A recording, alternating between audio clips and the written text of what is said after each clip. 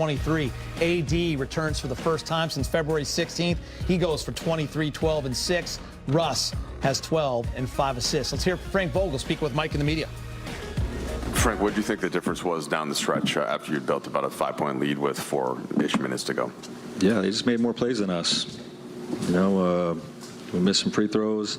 They hit a couple tough floaters, BI and McCollum. You know, we had the one breakdown where we didn't get out to Valanciunas. He made the three, and you know, we didn't convert offensively down the stretch.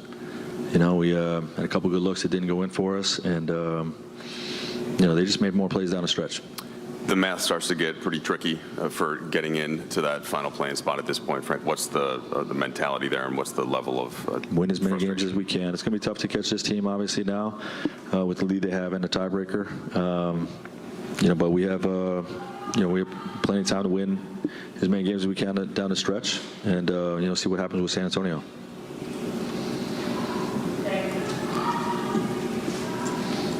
Frank, how do you feel like AD and LeBron came out of this one, and do you feel like their workload coming off the layoff had any effect in terms of fatigue down the stretch?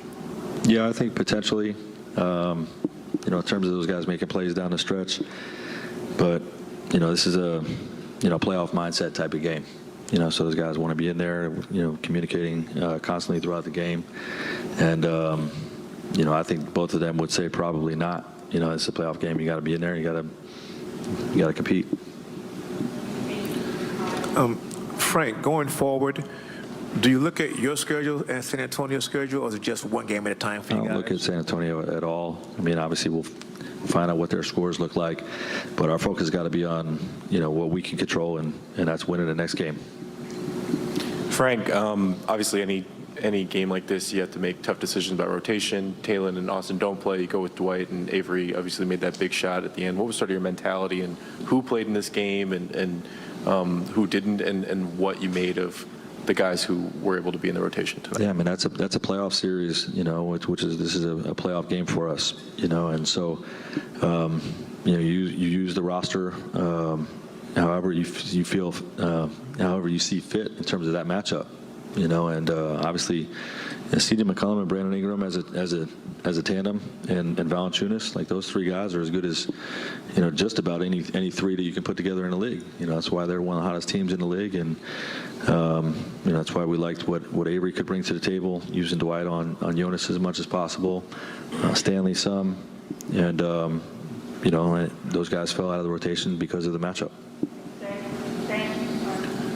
Frank, we've talked a lot about mental toughness with this team and the ability to kind of handle all the adversity that's been thrown at it. Out of the gate, turnovers, a big issue down the stretch, missed free throws, turnovers again. How much of that do you think was sort of the moment? Do you think, like, I mean, like you said, I mean, it's the stakes being so high for a group that hasn't really been together?